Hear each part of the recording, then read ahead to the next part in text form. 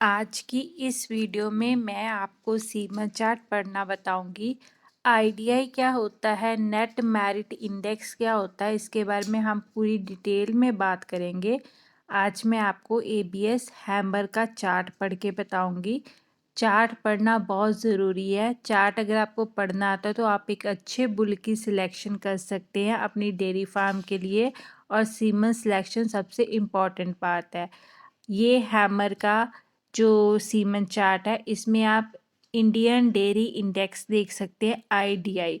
इसमें 81,800 है। इसका मतलब होता है कि आपको जो दूध हैमर की बच्ची देगी उसके अलावा आपको कितने पैसों का फ़ायदा होगा, वो ये आईडीआई इंडेक्स बताता है। और इसमें जो नेट मेरिट जो ऊपर डॉलर्स आपको 769 दिख रहे हैं, ये यूएसए वालों का स्टैंडर्ड है, वो डॉलर्स में कैलकुलेट करते हैं। जिस बुल का नेट मेरिट इंडेक्स सबसे ज़्यादा होता है वो बुल उतना ही अच्छा होता है। टीपीआई होता है टोटल प्रोडक्टिव इंडेक्स। हम जब भी बुल की सिलेक्शन करते हैं, हमने बुल में ये वैल्यू सबसे ज़्यादा सिलेक्ट करनी है जिसका डेयरी इंडेक्स सबसे ज़्यादा हो और जिसका नेट मेरिट इंडेक्स सबसे ज़्यादा हो। टीपीआई बताता है कि कॉ की हेल्थ कैसे रहेगी, उसको मास्टाइटिस वगैरह की कोई प्रॉब्लम तो नहीं आएगी। अब आते हैं प्रोडक्शन पे। प्रोडक्शन आप मिल्क देख सकते हैं +585 LBS। ये पाउंड्स में दिया होता है, जो यूएसए का एक स्टैंडर्ड वैल्यू लेके चलते हैं, बेस वैल्यू, जो कि होती है 13,207 लीटर 305 दिन का। उसमें आप 585 को 2.2 से अगर आप डिवाइड कर देते हैं तो वो लीटर्स में कन्वर्ट हो जाता है। ये आता है 265 लीटर। आप उसकी बेस वैल्यू में 265 लीटर अगर प्लस कर देते हैं तो 13,500 लीटर उसकी मिल्क प्रोडक्शन रहेगी एक 305 दिन में। उसका फैट कंटेंट भी प्लस में होना चाहिए और उसका प्रोटीन कंटेंट भी प्लस में होना चाहिए। आगे आप दे सकते हैं उसकी प्रोडक्टिव लाइफ। प्रोडक्टिव लाइफ आपने हमेशा जिसकी +4 से ज़्यादा है आपने वही बुल सेलेक्ट करना है। आपको उसको आपकी जो सुआ होता है वो ज़्यादा सुए देती है, उसकी हेल्थ बहुत अच्छी रहती है।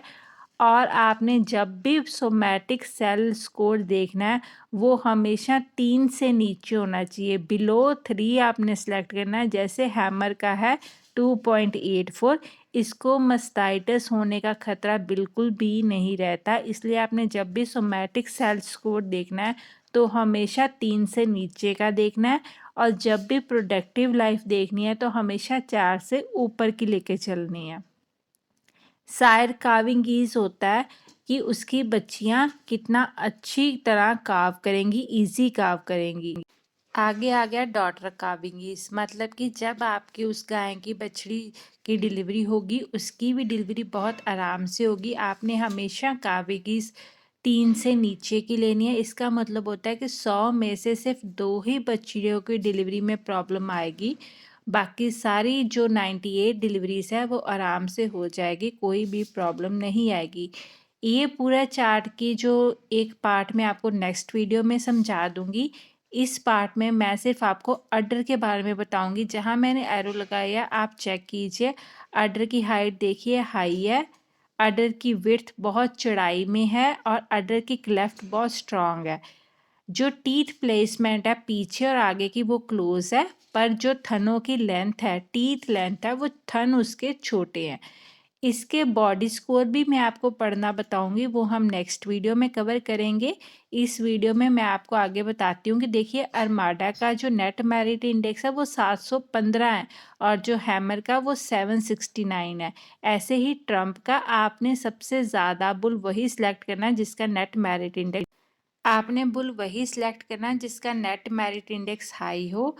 और ये सबसे इम्पॉर्टेंट बात है। तो आप रेडी हो नेक्स्ट पार्ट के लिए, मिलते हैं नेक्स्ट पार्ट में। Thank you for watching. Like ज़रूर करना, और जिन्होंने सब्सक्राइब नहीं किया वो प्लीज़ कर लीजिए और बेल आइकन प्रेस कर दो।